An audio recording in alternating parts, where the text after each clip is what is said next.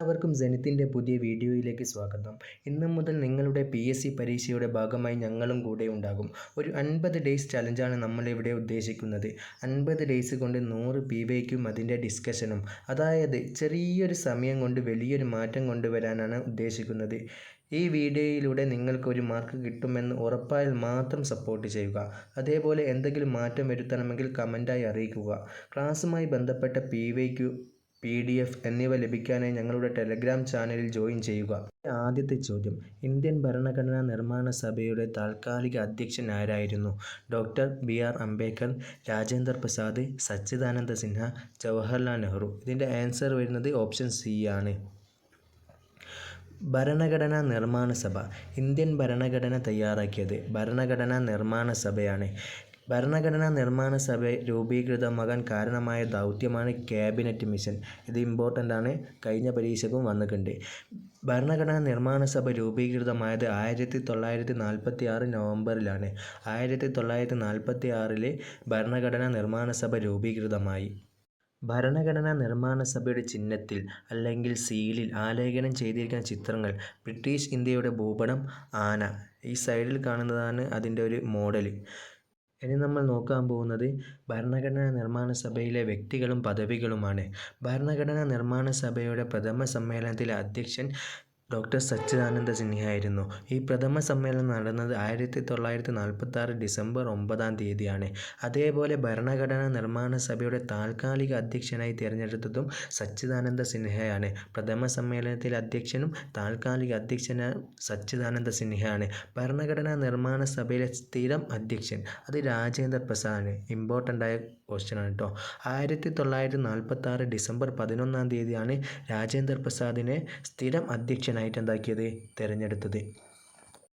ഭരണഘടനാ നിർമ്മാണ സഭയുടെ ഉപാധ്യക്ഷന്മാർ: HC മുഖർജി, VT കൃഷ്ണമാചാരി.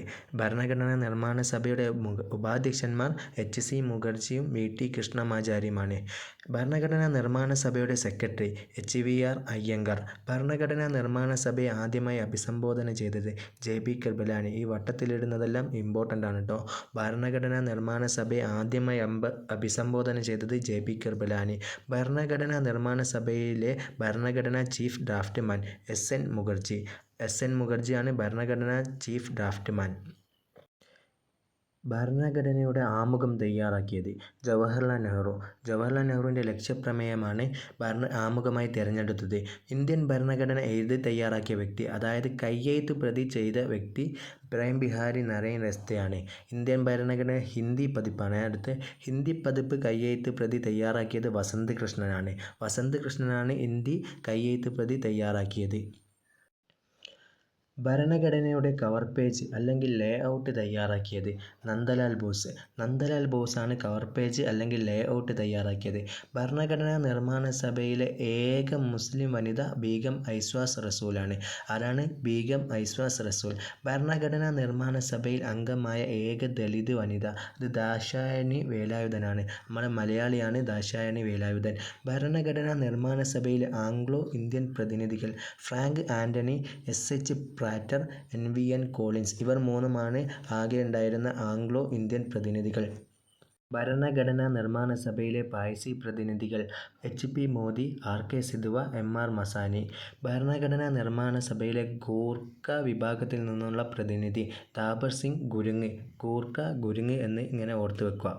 ക്ലാസിൻ്റെ രണ്ടാമത്തെയും അവസാനത്തെയുമായ ക്വസ്റ്റ്യൻ: 1946 ഇന്ത്യൻ ഭരണഘടനാ അസംബ്ലിയുടെ ഭരണഘടനാ ഉപദേഷ്ടാവായി നിയമിതനായ വ്യക്തി ആരാണ്? Mahatma Gandhi, BR Ambedkar, Jawaharlal Nehru, BN Rao.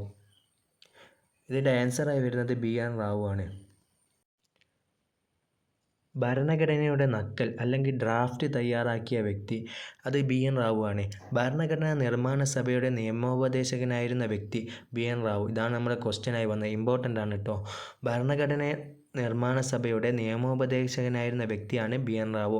അന്താരാഷ്ട്ര നീതിന്യായ കോടതിയിലേക്ക് നാമനിർദ്ദേശം ചെയ്യപ്പെട്ട ആദ്യ ഇന്ത്യക്കാരൻ ആരാന്ന് ചോദിച്ചാൽ അത് BN റാവു ആണ്. മ്യാൻമറിൻ്റെ ഭരണഘടനാ നിർമ്മാണ സഭയിൽ ഉപദേശകനായിരുന്ന ഇന്ത്യക്കാരൻ BN റാവു ആണ്. ഇന്ത്യയുടെയും മ്യാൻമറിൻ്റെയും ഭരണഘടനാ നിർമ്മാണ സഭയിൽ ഉപദേശകനായിരുന്ന വ്യക്തിയാണ് BN റാവു. അങ്ങനെ ഇന്നത്തെ ക്ലാസ് ഇവിടെ അവസാനിച്ചിരിക്കുകയാണ്. 2 PYQയും അതിൻ്റെ ഡിസ്കഷനുമാണ് ഇന്നത്തെ ക്ലാസ്സിൽ ഉൾപ്പെടുത്തിയത്. ഇഷ്ടപ്പെട്ടാൽ മാത്രം സപ്പോർട്ട് ചെയ്യുക. എന്തെങ്കിലും മാറ്റം വരുത്തണമെങ്കിൽ കമൻറ്റായി അറിയിക്കുക. ഇതിൻ്റെ PDF, ക്ലാസ്സുമായി ബന്ധപ്പെട്ട ക്വസ്റ്റ്യൻ എന്നിവയ്ക്ക് ടെലഗ്രാമിൽ ജോയിൻ ചെയ്യുക. Thank you.